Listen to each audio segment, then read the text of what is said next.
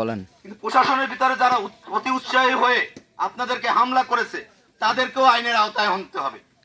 এক নম্বর এটা পূর্ব দিকে পশ্চিম দিকে একদম রাস্তাতে মাথায় আইন তৈরি হয় মানুষের জন্য, রাস্তায় দেন, মানুষের বেঁচে থাকার জন্য। রাস্তার উপর মানুষকে মেরে কোনো আইন হতে পারে না এই কলেজের বাংলাদেশে। থেকে ভিতরে রাস্তার এক নম্বর রোডে মানুষকে মারার একদম জন্য, মাথায় জাতাকলে অর্থনৈতিক পিষ্ট করার কলেজের জন্য, এখান থেকে অসহায় মানুষের আশ্রয় কেড়ে নেওয়ার জন্য যে আইন ব্রিটিশ তৈরি করেছিল সেই আইন পরিবর্তন করে হলেও বাস্তুহারার এই ছিন্নমূল মানুষের যে আশ্রয়টুকু এটুকু ফিরিয়ে দিতে হবে, এই লক্ষ্যে আমাদের অবস্থান থাকবে। আমরা আগামীকাল পুলিশ কমিশনারের কাছে যাব।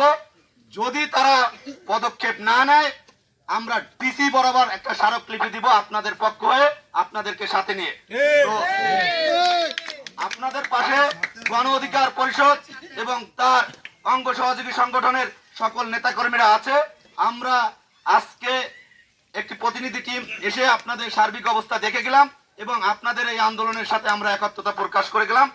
কিন্তু আপনাদের প্রতি আবারও বিনীত আহ্বান থাকবে, আপনারা আইনের প্রতি শ্রদ্ধাশীল থাকবেন এবং অতি উৎসাহিত হয়ে কোনো ধরনের দেখা যাচ্ছে দুর্ঘটনার সাথে জড়ায় যাবেন না। এতটুকু রিকোয়েস্ট যাতে আপনাদেরকে সন্ত্রাসী আখ্যা না দিতে পারে।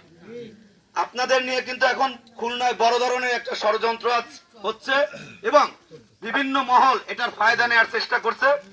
আপনারা কোনো ফাঁদে পা দিবেন না, এই অনুরোধ রেখে সকলের সুস্বাস্থ্য ও দীর্ঘায়ু কামনা করে আপনাদের অধিকার আদায়ের লক্ষ্যে সর্বদা গণ অধিকার পরিষদ পাশে থাকবে এই প্রতিশ্রুতি দিয়ে আমি এখানেই শেষ করছি।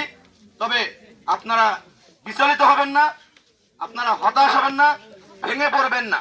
আপনাদের সাথে প্রতিটা সামাজিক সংগঠনও আমি মনে করি এক এক করে একত্রতা প্রকাশ করবে।